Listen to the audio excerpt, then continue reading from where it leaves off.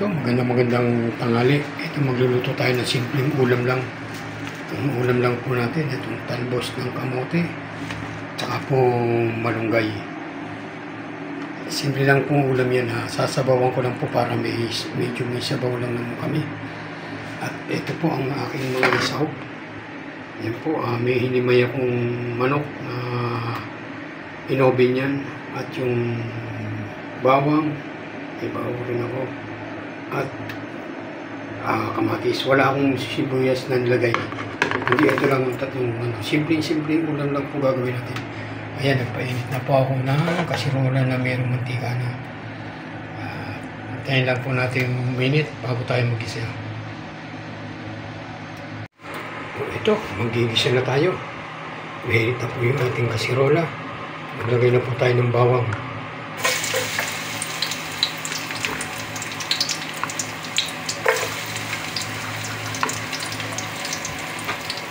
Simple lang po ito. Ulam ko ngayon. Madali lang. Diyan bigawa ko. Tawa kami. Nano ko lang kasi para mamaya pag-uwi ko ng tangan. May ulam na kami. Ayan. Simple lang itong ulam kong ginagawa.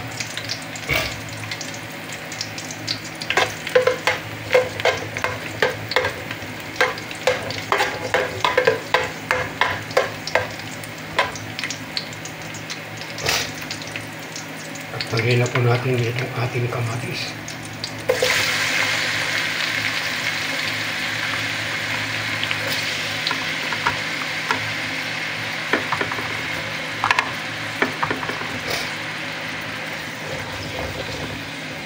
Yan lang po natin siyang magluto yung kamatis bago natin lalagay yung ating manok.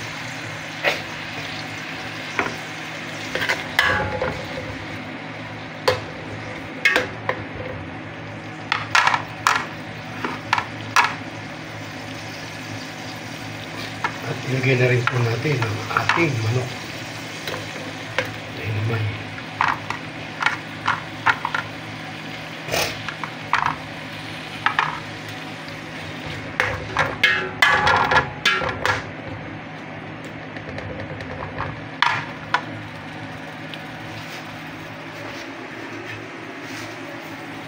At takpan muna ho natin. Ano natin ulit. Ayan na.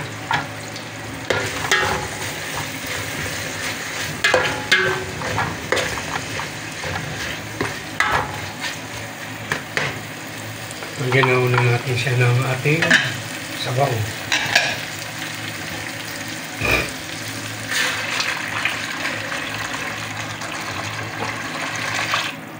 Yan lang po yung ating sabaw para lang sa ating malunggay at talbos. Takpan natin muna ulit at pakuluan. Pagkakulo, lalagyan na po natin ang ating mga sahog. So yan, tignan na natin kung kumukulo na.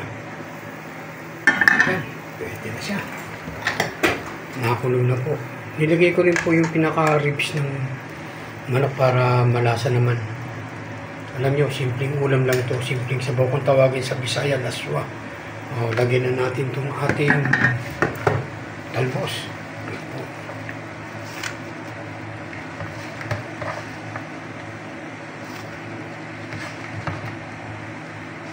Lagyan na po natin yan.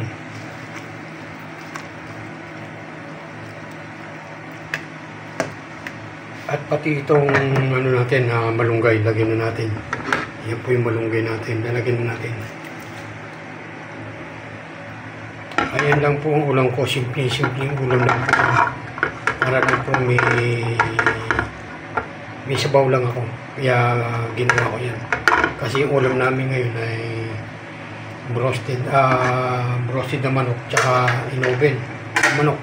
Walang sabaw. Kaya nagsabaw po ako. Kaya lang po natin na kumulo uli at titimplahan na po natin ang ating tawagin ay laswa. Yan po. Sige po, takpan na muna natin uli at hintayin natin kumulo bago timplahan.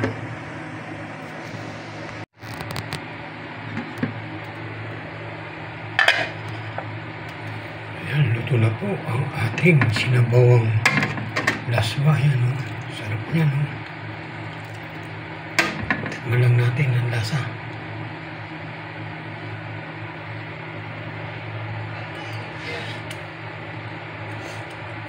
Ayos po.